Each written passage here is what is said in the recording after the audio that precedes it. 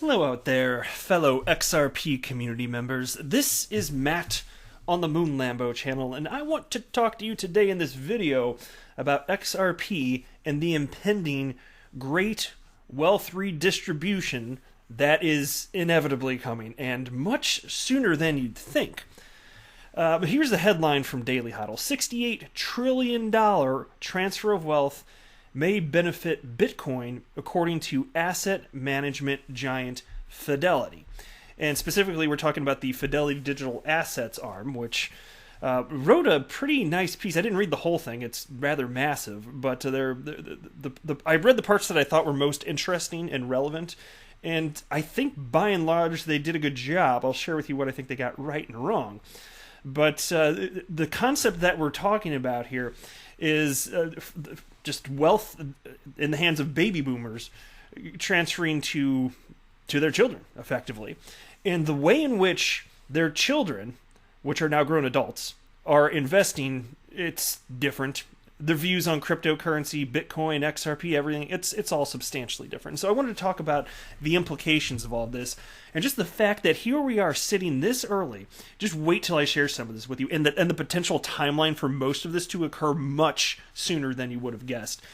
There are reasons to believe, if you're an XRP holder, that it could be worth substantially more than it is today. Now, I do want to be clear that I don't have a financial background, and I am not offering financial advice, so just simply do not buy or sell anything because of anything that I say or write, and please take that to heart. There's a reason that I go to the trouble of pointing that out in every single video, because I don't want to pretend to be somebody or something that I'm not.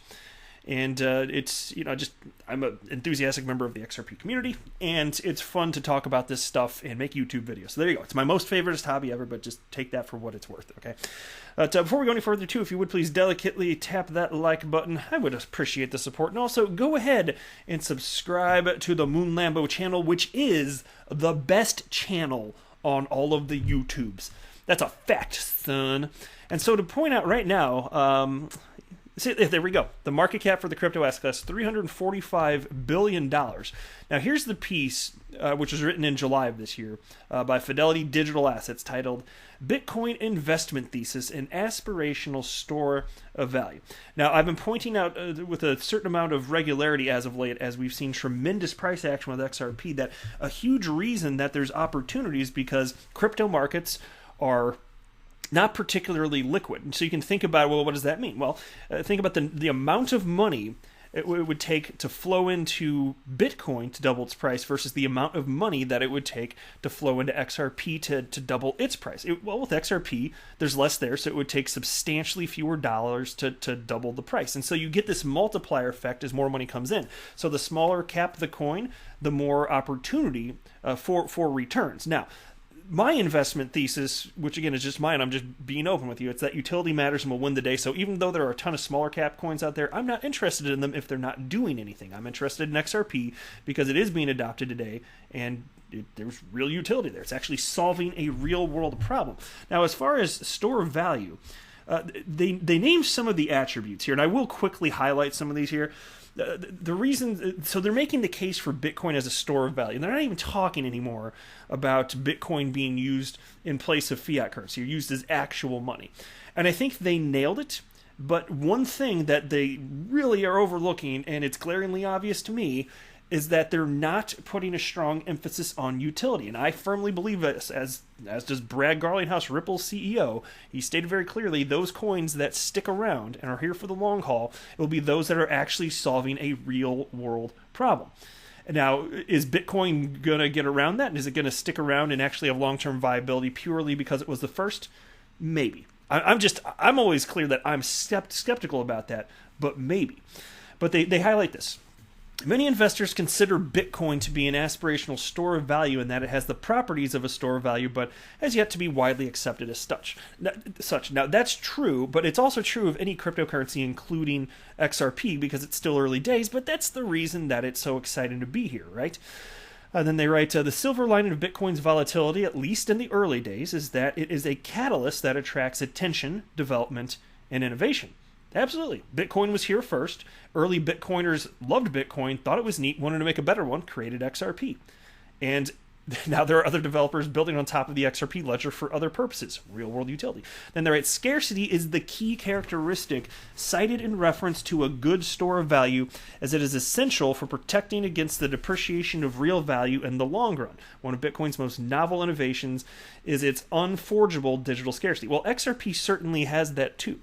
And so consider, let's just pretend there was this magical world, just a little hypothetical world, where there are always the same number of people, more or less, interested in XRP. So maybe it never explodes, which I don't think would be the case. But you get what I'm saying.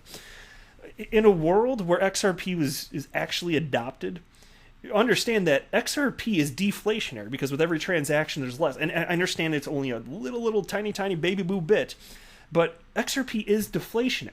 And so as time passes, even if the same amount of demand were there, the price would have to ultimately increase because there'd be less of it available. It's deflationary, which is the exact opposite of United States dollars. Well, which is why if you hold United States dollars, you're losing real world value, even if you think you have the same amount of dollars in your checking account. Let me tell you what, it's losing purchasing power, so you effectively don't. And so let me jump down now to this incredible news down here.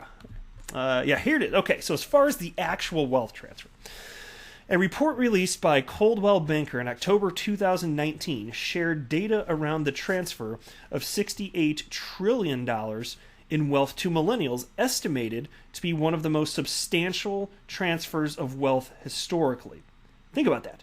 It's not only is it one of the most historic transfers of wealth historically, but it comes at this time where you have this brand new, not very liquid asset class that most people don't even know about, with less than 1% of humans invested even in Bitcoin, and even fewer know about other cryptocurrencies or are invested in them like XRP.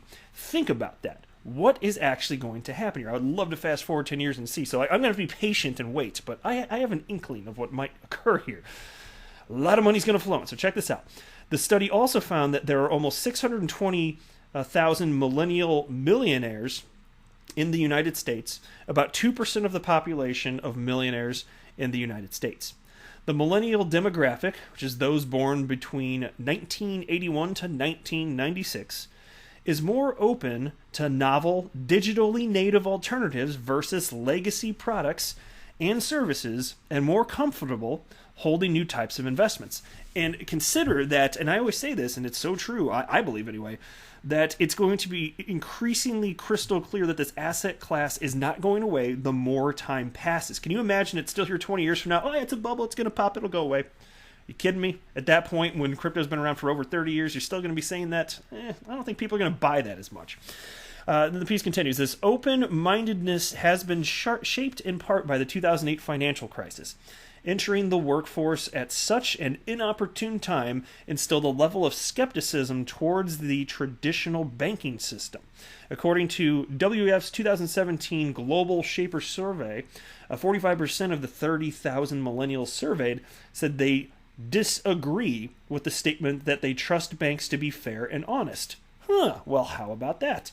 Edelman's October 2018 survey of affluent millennials, which is those aged 24 to 38 with $50,000 in investable assets or $100,000 in individual or joint income, found that 77% of affluent millennials believe the whole financial system is designed to favor the rich and powerful, and that it's just a matter of time before the bad behavior of the financial industry leads us into another global financial crisis. These are the people that are going to have the money. What do you think is going to happen? Where are they going to put it? A lot of it into cryptocurrencies, including ultimately XRP. Now, consider this. I want to show you this piece. It's on the same topic.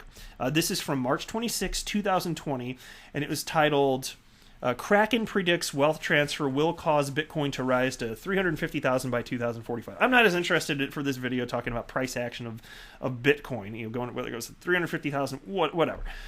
Here's the point that I want to make. I want to talk about the timeline for this happening, because this I was unaware of. How long is it going to take for this wealth transfer to occur?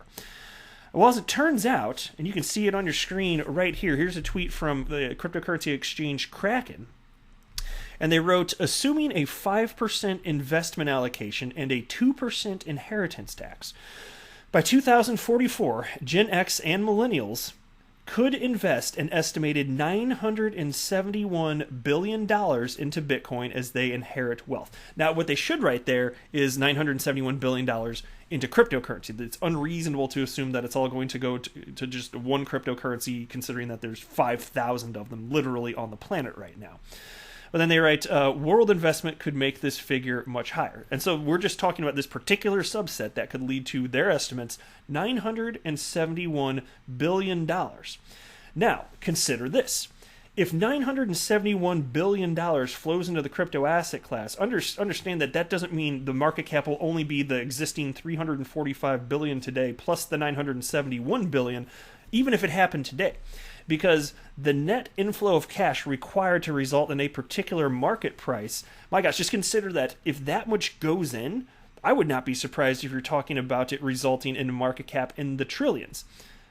Just think about that. And why is that the case? And I'm not going to get into an in-depth example of why the net inflow of cash is not indicative of necessarily what the market rate is going to be. I've talked about that in other videos. I can talk about it again in the future. But just consider this. Conceptually, it's this. It's that some people have purchased cryptocurrencies, or it could even be a stock. It doesn't matter. Pick your traditional asset class if you prefer that.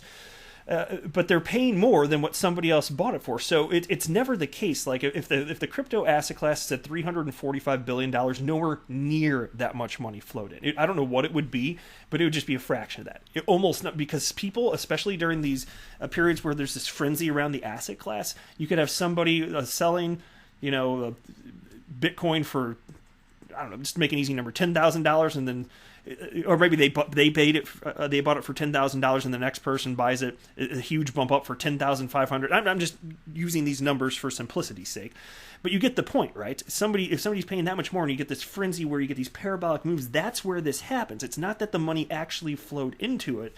It flowed into it, but that's not, whatever flows in is not going to result in an equivalent dollar value for the asset class. It's going to be substantially more than that. So how long is this going to take? Well, this is the other part that was very fascinating. And if you plan on holding for at least a decade in particular in the world of crypto here, just consider this here.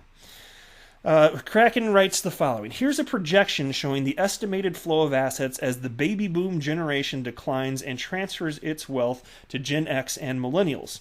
Check this out now.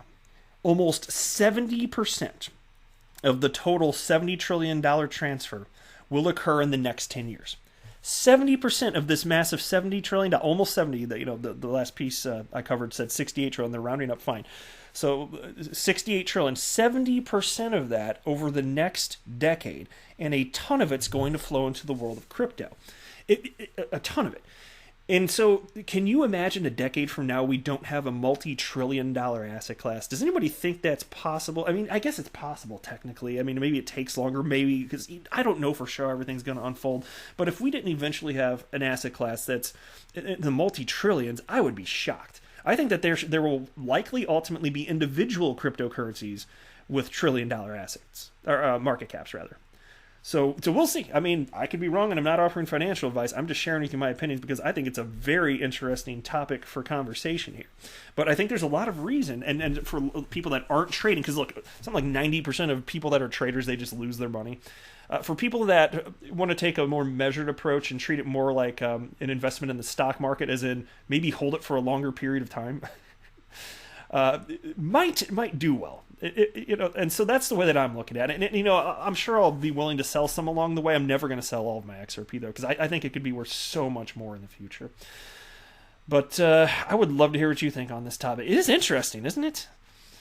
I love talking about this stuff. But that's it for this video. I am not a financial advisor. Do not buy or sell anything, because of anything that I say or write, that would be a very, very, very bad idea. Until next time, to the moon, Lambo!